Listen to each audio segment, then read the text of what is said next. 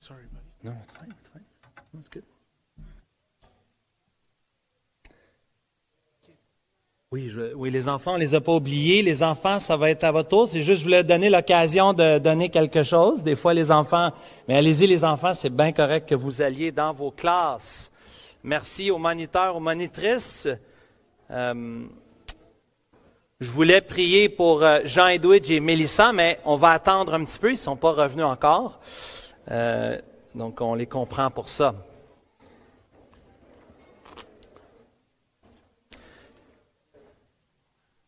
Levez la main, s'il vous plaît, ce matin, si vous êtes à l'école présentement. Les enfants, levez la main, les enfants, les adolescents, les adultes. Merci Philippe, c'est bon. Si y a-tu d'autres adultes, enfants, adultes, Valérie, c'est bon, des enfants aussi. Si vous êtes à l'école présentement, c'est bon ça. Gardez la main levée, un peu d'exercice. Levez la main si vous avez déjà été à l'école. Levez la main, s'il vous plaît. Si vous avez déjà été à l'école, levez la main. J'aimerais savoir, y a-t-il quelqu'un qui n'est pas allé à l'école ici? Pas qui n'aime pas l'école, mais quelqu'un qui n'est pas allé à l'école. Faites descendre vos mains. Avez-vous déjà entendu de vos parents ou de votre tuteur ou de votre professeur après un cours à l'école, après un examen ou un travail qu'on remet au professeur, tu aurais pu faire mieux? Oh boy, la réponse était là. Hein? J'aimerais que tu remontes cette note-là. Mon père posait souvent la question qui tue, la question difficile. Dommage que ma sœur n'est pas ici parce que je lui aurais mis sur le spot pour qu'elle vous réponde ce que mon père disait. Mon père posait la question, « As-tu fait de ton mieux? » Hey, ça, c'est fatigant. Parce que c'est plus juste, tu aurais pu faire mieux, mais est-ce que tu as fait de ton mieux? Ouf. Cette question regarde pas seulement aux résultats, mais à l'effort. Ce matin, on retourne dans la lettre de Paul aux Thessaloniciens, et les Thessaloniciens reçoivent un beau bulletin. Les Thessaloniciens reçoivent un beau bulletin. Ils sont une église modèle à bien des égards. Pourtant, l'apôtre Paul a des choses très intéressantes pour les Thessaloniciens. Tournez avec moi dans 1 Thessaloniciens, chapitre 4, s'il vous plaît. Paul avait toutes sortes de questions intéressantes et ici, ça sous-tend une question pour les Thessaloniciens après 3 chapitres d'action de grâce de cette jeune Église qui a pris des bons plis. Une jeune Église qui travaille de la bonne manière. Une jeune Église qui a une bonne attitude. Une jeune Église remplie de foi, remplie d'amour, remplie d'espérance. Malgré le beau bulletin, 1 Thessaloniciens, chapitre 4, verset 1, Paul les exhorte à marcher de progrès en progrès. Dit autrement, Paul invite les Thessaloniciens d'exceller davantage. C'est un beau bulletin. Peut-être que tes parents vont te récompenser. Je ne veux pas parler, chez nous, ça ne fonctionnait pas tellement comme ça, mais je connais bien une autre famille, sans la nommer, qui récompensait financièrement. Même quand j'ai su les montants, j'ai dit, c'est très intéressant d'avoir des bonnes notes. Je ne sais pas si vous faites ça, les parents. On n'est pas là pour... je critique pas votre façon, certainement pas, que vous le faites ou pas. Nous, on donne pas, mais il y a des familles qui font ça, qui récompensent pour des bonnes notes. Mais c'est pas parce que tu as eu des bonnes notes qu'il faut que tu lèves le pied. C'est pas parce que tu as eu des bonnes notes la dernière session que ça veut dire que tu n'as plus besoin de travailler à partir de maintenant. C'est pas parce que tu as eu des bons résultats, frère ou sœur, dans ton entreprise, dans ton travail. C'est pas parce que tu as eu des bons résultats ou les élèves, si tes professeurs t'ont évalué et ont dit « Wow, tu fais un bon travail », ça ne veut pas dire que tu ne dois plus faire d'efforts pour continuer et pour t'améliorer encore davantage. C'est pas parce que tu es en avance dans la course que tu dois ralentir, te laisser aller pour la fin. Au contraire, les autres pourraient te rattraper, donc il faut continuer de courir. C'est pas parce que tu es en avance à la mi-temps d'un match sportif que ça veut dire que entre les périodes ou à la mi-temps, mais on peut décider on va leur donner une chance. Dans un match compétitif, il faut garder le pied au fond. Paul parle aux Thessaloniciens avec plein de compliments, mais en même temps, Paul veut les exhorter. Paul veut les encourager. Paul veut rappeler des choses qu'ils savent déjà, afin qu'ils le mettent en pratique. Paul voit des dangers. Comme parents, des fois, on parle à nos enfants, pas juste parce qu'ils ont fait une erreur ou parce qu'il y a un problème, mais parce qu'on envisage la possibilité, la réalité d'un problème, d'un péché dans leur vie. Il y a ce rôle-là aussi d'avertir, un rôle prophétique ici. Lisons ce que Paul dit aux Thessaloniciens dans 1 Thessaloniciens chapitre 4, verset 1, où Paul dit « Au reste, frères, puisque vous avez appris de nous comment vous devez vous conduire et plaire à Dieu, et que c'est là ce que vous faites, nous vous prions, nous vous conjurons au nom du Seigneur Jésus de marcher à cet égard de progrès en progrès. Vous savez en effet quel précepte nous vous avons donné de la part du Seigneur Jésus. Ce que Dieu veut, c'est votre sanctification, votre sainteté, votre pureté. C'est que vous vous absteniez de l'impudicité, le péché sexuel. C'est que chacun de vous sache posséder son corps dans la sainteté et dans l'honnêteté, sans vous livrer à une convoitise passionnée, comme font les païens qui ne connaissent pas Dieu. C'est que personne n'use envers son frère de fraude et de cupidité dans les affaires, parce que le Seigneur tire vengeance de toutes ces choses, comme nous vous l'avons déjà dit et attesté, car Dieu ne nous a pas appelés à l'impureté, mais à la sanctification. Celui donc qui rejette ses préceptes ne rejette pas un homme, mais Dieu, qui vous a aussi donné le Saint-Esprit. Tout un passage aujourd'hui, surtout dans le monde que nous vivons, il y a énormément d'éléments pour nous aujourd'hui. Nous sommes, Église, nous, individus, vous et moi, frères et sœurs, nous sommes invités de marcher de progrès en progrès. La vie chrétienne, c'est une longue marche. C'est un long trajet. Et je pense qu'ici, si je devais donner un titre au message, je dirais que le titre du message, c'est de vivre pour plaire à Dieu. On veut vivre pour plaire à Dieu. Et l'idée principale, je pense que vous l'avez vu, parce que ça a été répété au moins à 3 reprises, l'idée vient encore plus, mais au minimum 3 reprises, Dieu veut notre sanctification. Je crois que c'est l'idée principale ici. Dieu veut notre sanctification. Dieu veut ta sanctification. Dieu veut certainement aussi ma sanctification.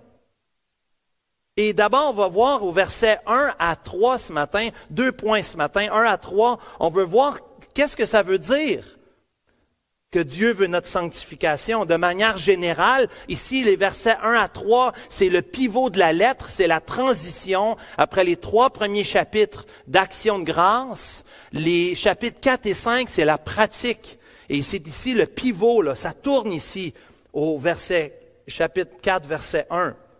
Donc, on va voir de manière générale ce que Dieu veut dire par notre sanctification, que Dieu veut notre sanctification. Mais deuxièmement, ce qu'on va voir ce matin de manière spécifique et pratique, de manière concrète, comment Dieu veut notre pureté sexuelle.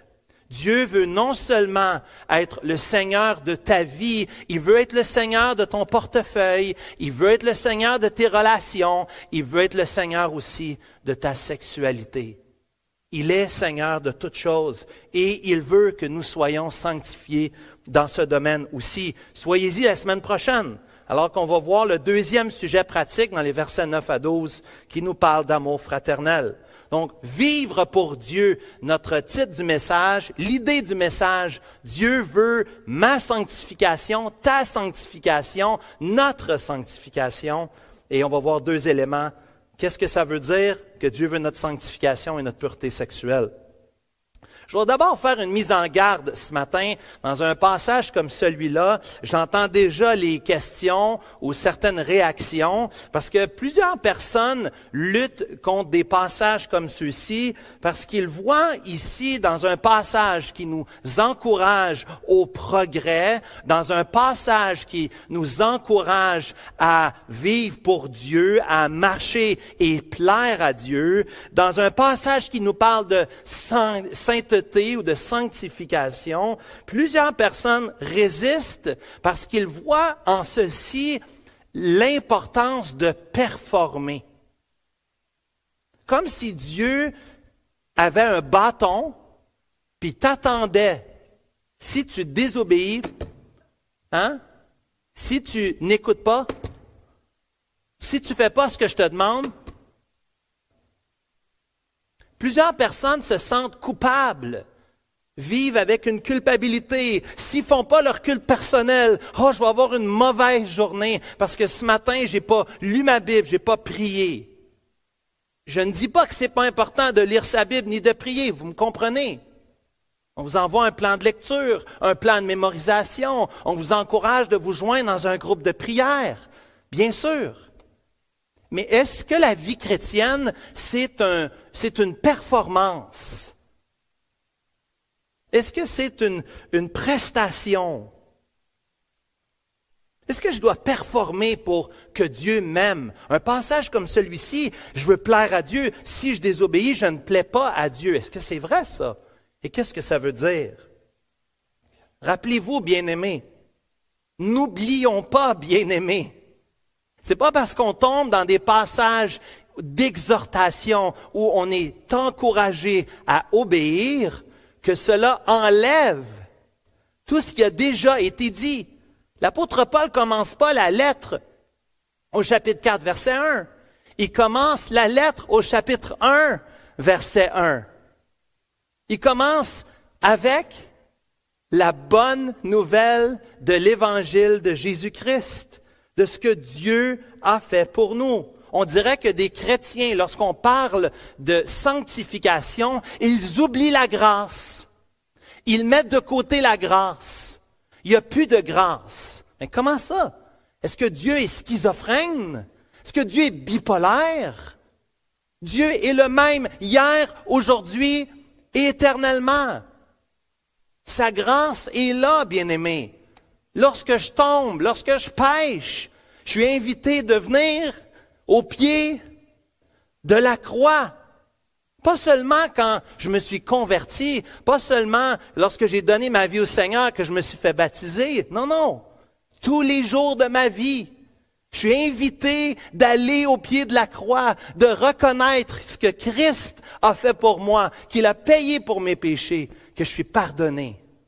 Je prends la table du Seigneur pour me rappeler la grâce de Dieu. N'opposons pas sanctification et grâce. Elles vont ensemble. Ça va ensemble. La doctrine nous amène au devoir. La foi nous amène, nous pousse à faire des bonnes œuvres. Les vérités de la parole de Dieu transforment notre vie quotidienne, notre vie d'aujourd'hui, demain. Le jeune, écoute-moi, la jeune fille qui est là devant moi, écoute-moi. Demain, quand tu vas à l'école, ça veut dire, c'est important ce que ça veut dire, la parole de Dieu. C'est supposé de changer ta vie. Les prédicateurs, on ne fait pas toujours une bonne job. Mais demande à Dieu, quand tu viens ici, demande à Dieu, Seigneur, je ne suis pas ici pour remplir l'oubliothèque de toutes sortes d'affaires que je connais de Dieu. Non, Seigneur, parle à mon cœur, change ma vie. Viens ici avec cette attitude-là. Quand tu viens enseigner, entendre un enseignement à la jeunesse ou aux femmes, mes sœurs, on entend des super de bons enseignements. On a des cours, il y a toutes sortes d'opportunités. Les frères, nous avons des opportunités. Venons avec l'attitude, Seigneur, change ma vie. Parce que la doctrine est supposée de changer ma vie. La vérité de la parole de Dieu a changé la vie de Mélissa. Vrai ou pas vrai? C'est pas moi qui le dis, je lis son témoignage. J'ai les paroles ici. J'ai son témoignage. Elle dit que ça a changé sa vie. La doctrine change notre vie. Et ça a changé la vie des Thessaloniciens. N'oublions pas la grâce. N'oublions pas que tu ne peux rien faire pour que Dieu t'aime plus. Tu ne peux rien faire. Dieu a tout fait. Il a tout fait pour toi. Il n'y a rien qu'il peut faire pour te montrer qu'il t'aime plus. Il n'y a rien. Qu'est-ce que tu veux qu'il fasse de plus? Il a donné sa vie. Il n'y a pas plus grand amour que donner sa vie pour ses amis. C'est ce qu'il a fait. On l'a entendu ce matin à l'école du dimanche. L'homme qui était assis à la droite, souviens-toi de moi. Est-ce que le Seigneur Jésus s'est souvenu de lui? Aujourd'hui même, tu seras avec moi dans le paradis. Aujourd'hui même. C'est une certitude. Oui, mais il ne s'est pas fait baptiser. Non, il ne s'est pas fait baptiser. Hey, c'est un voleur, c'est un tueur, c'est un tout croche. C'est ça la grâce. C'est ça la grâce. Tu ne le mérites pas. Il n'y a rien que tu peux faire pour le mériter. Dieu t'a tellement aimé. Dieu t'aime, mon frère, ma sœur. Comment il peut t'aimer plus? Il a envoyé son Fils. L'amour de Dieu est inconditionnel. Pensez à l'amour d'un parent ce matin. L'amour d'un parent. J'aime mes enfants beaucoup. Je serais prêt à faire n'importe quoi pour eux. Mais je suis imparfait comme père. Si tu me demandes, est-ce que je donnerais ma vie pour mon fils, ma fille ou mon autre fils? Je vous dirais oui, à la seconde, tout de suite. Je donnerais ma vie pour eux, bien sûr. Y a-t-il un parent, un bon parent, qui ne voudrait pas se sacrifier pour son enfant? À combien plus forte raison Dieu nous aime? À combien plus forte raison? Le Dieu parfait, le Dieu infini, nous a tellement aimés, il a envoyé son Fils. Dieu nous aime de façon inconditionnelle. Prends ça dans tes notes ce matin. Un amour inconditionnel. Il n'y a pas de condition. Qu'est-ce que j'ai fait? J'ai rien fait. En 1987, j'ai rien fait. J'ai rien fait. C'est pas moi. C'est lui qui est mort pour moi, tout ce que j'ai fait. Chez le mendiant, c'est la main du mendiant, j'ai demandé pardon. J'ai rien fait. Le mendiant, est-ce qu'il a fait quelque chose? Il a demandé, mais ce n'est pas une action. Il est passif, il est assis, il attend qu'on lui donne quelque chose. Sans le don, sans le cadeau, il n'y a rien. Le cadeau a été fait, la grâce nous a été donnée, nous les enfants de Dieu, par Jésus-Christ. Mais bien sûr, ce matin, dans un texte qui nous parle d'exhortation, il y a des bénédictions liées à l'obéissance. Il y a des bénédictions liées à l'obéissance. C'est vrai dans la famille aussi. C'est vrai dans nos relations avec nos enfants. Un enfant qui obéit, qui honore son père et sa mère, il reçoit des bénédictions de ça. Premièrement, les parents sont contents, c'est déjà beaucoup. On mange bien, c'est le fun d'être dans une maison harmonieuse. Mais plus encore, la Bible nous dit que Dieu bénit l'obéissance. Et en ce sens, Dieu t'invite, ma sœur, mon frère, de marcher de progrès en progrès, de grandir. Colossiens 1, verset 10 nous dit que Dieu veut nous transformer. Dieu veut nous changer. L'intérêt de Dieu, c'est de te conformer. Romains 8, verset 29, à l'image de son Fils bien-aimé. C'est ce que Dieu veut faire. Dieu ne t'a pas seulement sauvé pour que tu ailles sur le banc. Dieu, c'est pas ça qu'il veut faire. Dieu t'a sauvé parce qu'il veut te sanctifier. Il veut un peuple saint, mis à part, amoureux de lui, obéissant, qui aime Dieu, qui veut faire ce que Dieu veut, qui déteste le péché. C'est ça que Dieu veut. Il veut ça pour toi. Il veut ça pour moi. Ne te décourage pas de ça. Il y a une raison pour laquelle on est tous ensemble, même aujourd'hui. Il y a une raison qu'on va prendre la table du Seigneur tous ensemble et qu'on ne le prend pas individuellement. Parce qu'on est unis en Christ et on marche ensemble. Et quand un tombe, qu'est-ce qu'on fait? Les autres lui tendent la main et le relèvent. Dans la marche de la vie chrétienne, nous sommes, chacun d'entre nous, en train de s'exciter à la charité et aux bonnes œuvres, à marcher pour Christ, à marcher de progrès en progrès. Ma joie, c'est de voir les autres me dépasser. Ma joie, ce serait que quelqu'un prenne ma place ici. Ce ne serait pas une tristesse. Je ne perds rien. Vous comprenez ce que je veux dire? Ce n'est pas mon Église, c'est son Église. Il peut mettre le serviteur qu'il veut, les serviteurs qu'il veut. Si quelqu'un prêche mieux que moi, est-ce que je dois devenir jaloux de lui? Non. Si Dieu a donné le progrès à un, s'il grandit, s'il porte du fruit, ma joie, c'est de voir les autres grandir, de marcher de progrès en progrès. C'est ce que Dieu veut pour nous. Bien-aimés, avant de regarder à ce que nous devons faire, rappelons-nous, nous dit Sinclair Ferguson, rappelons-nous ce que Christ a fait pour nous. Devant les exhortations aujourd'hui, oublions pas ce que Christ a fait pour nous. D'abord, chapitre 1 à 3, Christ en nous.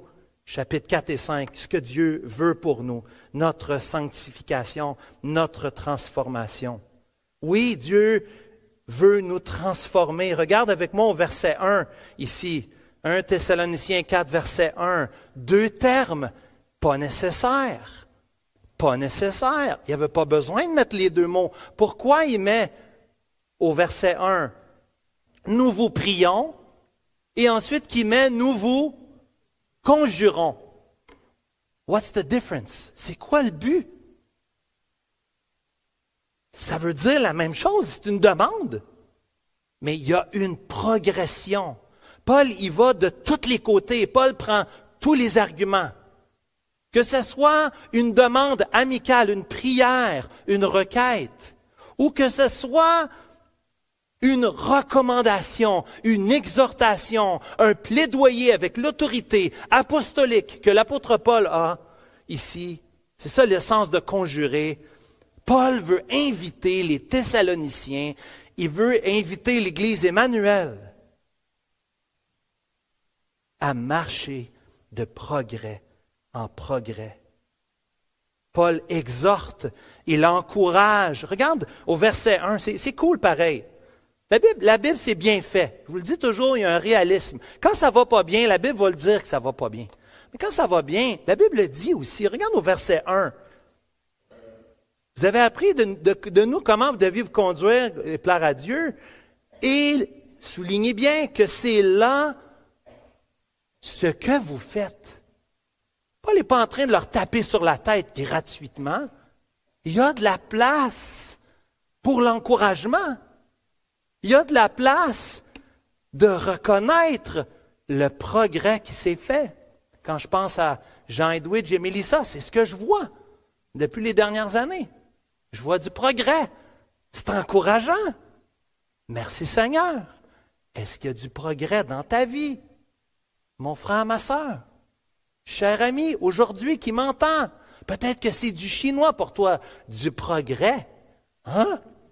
Progresser dans quoi? Tu parles de mon compte de banque? Y a-t-il plus d'argent dans mon compte de banque? J'ai-tu plus d'investissement? Moi, je ne te parle pas de ce genre de progrès-là. La Bible te parle aujourd'hui d'un trésor que ni la teigne, ni la rouille va détruire. Un trésor que tu vas apporter avec toi jusque dans l'éternité. Dieu veut t'inviter de progresser, de grandir. Dieu veut t'inviter. Regarde même, il dit au verset 2, « Vous savez ». Non seulement qu'il encourage, qu'il exhorte, mais en plus, il veut leur dire, « Vous le savez ». Le rappel. Un professeur, un bon professeur, c'est résumer l'esprit de synthèse, de rappeler les éléments essentiels. C'est le rôle aussi. Ah, je vais à l'église, c'est tout le temps la même chose. Oui et non. Non, parce que les passages ont fait exprès pour ne pas prêcher chaque dimanche le même message. Chaque passage, sont différents, ils ont des particularités. C'est peut-être la première fois que tu entends aujourd'hui qu'il faut que tu marches de progrès en progrès. Mais en même temps, vu que le message est cohérent, ça revient aussi à la même chose. La Bible a un message de l'Ancien Testament, Genèse 1, verset 1, jusqu'à la fin du livre de l'Apocalypse, il y a un message cohérent. Et c'est normal que vous entendiez des choses qui reviennent. Si tes enfants te disent ça, tu dis tant mieux, tu fais les liens, c'est bon. Oui, mais ça revient à ça, parce que c'est connecté, c'est le même Dieu qui parle à son peuple qu'il aime. Le peuple qui a besoin de son Sauveur, de son Seigneur. Oui, de la marche ici, on est invité de nous conduire et de plaire à Dieu dans notre vie, d'être sanctifié. Tu vois que ça revient souvent dans le passage. Sanctifié, sainteté, verset 4, sanctification, verset 7. C'est quoi la sanctification? Ceux qui étaient avec nous, on a entendu ça le 1er janvier parce qu'on a prêché sur la sanctification, 1 Thessaloniciens 5, 23, 24. Mais aujourd'hui, juste un rappel, qu'est-ce que la sanctification? C'est le travail de la grâce de Dieu où ses enfants, nous sommes renouvelés entièrement. Pas juste des domaines, pas juste ta tête. Dieu veut renouveler ta tête, tes oreilles, ta bouche, ton cœur, tes actions, ce que tu fais avec tes pieds, ce que tu fais avec chaque partie de ton corps. Dieu veut te renouveler entièrement d'après l'image de son Fils, Jésus. Et de quelle manière? De façon simple, en mourant au péché et en vivant pour la justice. Je répète, qu'est-ce que la sanctification? C'est le travail de la grâce de Dieu où nous sommes renouvelés entièrement d'après l'image de Jésus son Fils. Comment? En mourant au péché et en vivant pour la justice. Simplement, quand je me lève le matin, Seigneur, aide-moi à pécher moins et à obéir plus. C'est l'aspiration de notre vie par la grâce de Dieu. Toute cette section nous parle de sanctification. On va y revenir dans les prochaines semaines, le temps file. Mon ami, j'aimerais avoir plus de temps. Ça, c'est une de mes frustrations, hein? J'aimerais que le temps s'arrête quand on prêche, mais c'est jamais comme ça, hein? Que voulez-vous? Regardez le début et la fin de la parenthèse, hein? Chapitre 4, versets 1 à 8, chapitre 5, versets 23 et 24. Il y a vraiment une parenthèse ici, là. C'est bien fait, la Bible. J'arrête pas de vous le dire. Je vais continuer de vous le dire. C'est bien. Même la littérature, elle est bien faite. La parenthèse, elle est là. Souligne le mot, verset 3, sanctification. Puis au chapitre 5, verset 23, souligne sainteté. C'est la même idée. Paul, c'est toute une section qui se tient ensemble. On va entendre ça dans les prochaines semaines. Dieu veut nous sanctifier, la volonté de Dieu. Toutes sortes de personnes viennent me poser des questions. Qu'est-ce que Dieu veut pour moi dans ma vie? Je devrais-tu marier ce gars-là? Je devrais-tu prendre ce job-là? Est-ce qu'on devrait avoir un autre enfant? Hein? Des questions qui nous posent des fois. Je devrais-tu faire cet investissement-là? Qu'est-ce que Dieu veut? On a toute cette question-là. Qu'est-ce que Dieu veut? Mais premièrement, cher ami, aujourd'hui, Dieu veut que tu sois sauvé. 1 Timothée 2, verset 4. Je ne peux pas passer à côté. Dieu veut que tu viennes à lui. Dieu veut te sauver. Tu n'es pas sauvé aujourd'hui. Si ce mot-là ne veut rien dire pour toi, je te supplie de venir me voir après. Va voir la personne qui est venue avec toi aujourd'hui.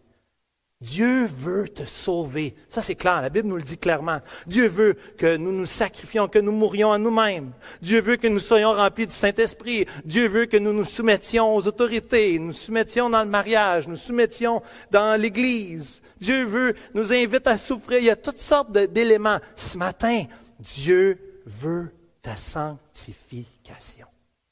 Quand tu vas prendre une décision dans ta vie, la question se pose, est-ce que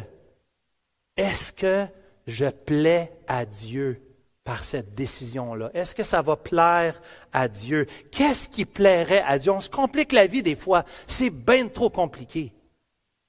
Un char rouge ou un char bleu, qu'est-ce qui plaît à Dieu? Plaire à Dieu, c'est pas grave la couleur de ton auto, mais qu'est-ce qui plaît à Dieu? Dans le plus profond de ton cœur, qu'est-ce qui donne gloire à Dieu? Qu'est-ce qui va t'aider à progresser dans ta vie chrétienne? Qu'est-ce qui va t'aider à te sanctifier? Il faut que tu arrêtes de voir ces personnes-là, arrête de les voir. Il faut que tu te débarrasses de ta TV, débarrasse-toi-en. Il faut que tu arrêtes d'être sur l'Internet à minuit, arrête d'être sur l'Internet à minuit, débarrasse-la, mets quelque chose pour couper ça. Débranche l'Internet, fais quelque chose. Dieu veut ta sanctification. Dieu veut que tes décisions soient prises à la lumière d'être purifiées pour lui, d'être mis à part. La sainteté veut dire d'être mis à part pour Dieu. Ça veut dire de progresser. Père de famille, mère de famille, qu'est-ce que tu peux prendre comme décision qui va amener ta maisonnée, qui va amener ta femme, tes enfants, tes beaux-parents, s'ils vivent avec toi? Qu'est-ce qui va amener la sainteté dans ta maison? Fais-le. Do it. Arrête de repousser, arrête de retarder. Dans ton travail, ton travail c'est malsain, le climat est malsain. Qu'est-ce que tu peux changer? Je veux plaire à Dieu. Je veux honorer Dieu avec ma vie. Il y a un frère qui me partageait l'autre jour, il trouve ça difficile à son travail, mais il dit, le Seigneur m'a mis là, il y a des anciens drogués, il y a des gens qui ont fait de la prison, je témoigne à tous les jours, j'ai donné des traités, j'ai évangélisé. J'ai dit, mon frère, lâche pas. Je l'ai encouragé, tu es un modèle pour moi. Même dans une situation difficile, il est convaincu que Dieu veut qu'il évangélise. Wow! Il met en pratique sa vie de piété, même dans une situation difficile. Ça ne veut pas dire d'abandonner. Mais la Bible nous encourage à être sanctifiés, à être mis à part pour lui. J'aime la parole de Dieu parce qu'elle éclaire nos yeux, elle éclaire notre chemin. Regarde au verset 1. Paul va parler ici de ce que vous avez appris. On est des apprenants. Pas juste des apprenants qui apprennent de l'information, mais qui mettent en pratique. Ils ont appris ici. Vous avez appris de nous. On vous a montré, on vous a enseigné. On ne peut pas blâmer un enfant qui n'a pas été enseigné. Si tu ne lui as pas dit qu'il n'avait pas le droit de faire ça, comment ça tu vas le corriger comme ça? Enseignez-leur, montrons-leur aux disciples. Enseignons-leur, montrons-leur ce que Dieu veut, ce que Dieu demande dans sa parole. Les préceptes au verset 2 et au verset 8, une fois de plus, des préceptes qui nous sont donnés, des principes de vie où on vit pour Dieu. Et remarquez ici au verset 1, 3, 5, 7 et 8, remarquez la présence de Dieu le Père. Remarquez au verset 1, 2 et 3 la présence du Fils du Seigneur Jésus. Et remarquez au verset 8 la présence du Saint-Esprit. Père, Fils et Saint-Esprit sont non seulement auteurs de ton salut, selon Éphésiens 1, mais en plus, Père, Fils et Saint-Esprit sont activement impliqués dans ta sanctification. All hands on deck. Tout le monde est là. Tout le monde met la main à la pâte. Père, Fils, Saint-Esprit, Trinité divine, veut que tu sois saint. Dieu, Père, Fils, Saint-Esprit, veut que tu sois saint. Parce que si tu es saint, sais-tu qu'est-ce qui va arriver? Tu vas être heureux. Tout le monde veut être heureux aujourd'hui. C'est ce que tout le monde veut. Je veux être heureux, je veux être bien, je veux être content. Quand tu pêches, tu n'es jamais heureux. Ça, c'est le mensonge du diable. Le diable, le père du mensonge, veut que tu penses que si tu fais ce petit péché-là, tu vas être content. Mais la satisfaction, elle est momentanée. Et après qu'on pêche, on se sent dégueulasse. On n'aime pas le péché. On se sent mal. Il y a un enfant chez nous cette semaine qui a mal dormi parce qu'il avait péché. Il fallait qu'il demande pardon. Le lendemain matin, il a demandé pardon. Il a été libéré. Vous comprenez? Ça arrive chez nous, ça arrive chez vous. Dieu veut qu'on soit heureux. Dieu veut que tu sois saint. Si tu es saint, tu vas être heureux parce que tu fais la volonté de Dieu. Qu'est-ce qui plaît à Dieu? Qu'est-ce qui va honorer Dieu? Et regardons ensemble, dans les minutes qui nous restent, les versets 3 à 8. Un sujet tellement important pour nous aujourd'hui, la pureté sexuelle. Ne pensons pas d'abord aujourd'hui que les Thessaloniciens n'avaient pas des problèmes avec la sexualité. Je n'ai pas le temps de vous expliquer les détails, mais il y avait de la prostitution au premier siècle. Il y avait des concubines, du concubinage. Il y avait des relations inappropriées dans le monde grec. Il y avait de la pédophilie. Il y avait des actes homosexuels. Il n'y a rien de nouveau sous le soleil, nous dit l'Ecclésiaste. Il n'y a rien de nouveau. Sodome et Gomorrhe. Est-ce que c'est différent d'aujourd'hui? Absolument pas. La seule affaire qu'ils n'avaient pas, c'était ça. Ils n'avaient pas ça dans leur poche. Mais ils avaient le même cœur. Ils avaient l'opportunité de faire les mêmes péchés que nous. Il n'y a rien de nouveau sous le soleil. Ça s'applique à nous, ici. Les Thessaloniciens étaient exposés. L'Église à Thessalonique était exposée à l'immoralité, l'impureté. Verset 7. Le péché sexuel ici au sens large, des pratiques dégradantes pour l'être humain, l'impudicité qui nous est présentée au verset 3 est le premier domaine de pureté que Dieu demande dans notre vie. La première chose qu'il présente aux Thessaloniciens, c'est la sanctification de leur sexualité. C'est une épidémie. La pornographie, c'est une épidémie. Les statistiques, hommes et femmes, c'est incroyable. Malheureusement, chez les chrétiens, c'est là. Chez les pasteurs, c'est là. On n'est pas différents. Pensez pas qu'on est différent de vous, bien-aimés. C'est là. C'est accessible pour nous aussi. L'impudicité ici, c'est le sens large de la sexualité immorale qui ne plaît pas à Dieu. Et la première chose qu'il nous dit au verset 4, c'est de posséder son propre corps dans la sainteté et dans l'honnêteté, d'exercer de la maîtrise de soi-même. Ici, le sens à comprendre, c'est le corps. On ne parle pas que l'homme doit contrôler sa femme. Je pense que ce n'est pas une bonne façon d'interpréter. Comme on l'a lu, comme c'est bien traduit, je crois, dans la Louis II, ici, on parle de contrôler son propre corps, d'exercer de la maîtrise de soi. Dites ça à l'école, chers amis. Vous allez passer pour un extraterrestre. Dis à tes amis, moi, j'en fais pas de porn. Je veux pas en faire de la porn. Je veux pas regarder ça. Je veux garder mes yeux. Je veux garder mes pensées. Je veux garder mon cœur. Je veux garder ma sexualité pour la conjointe, pour le conjoint que Dieu va me donner.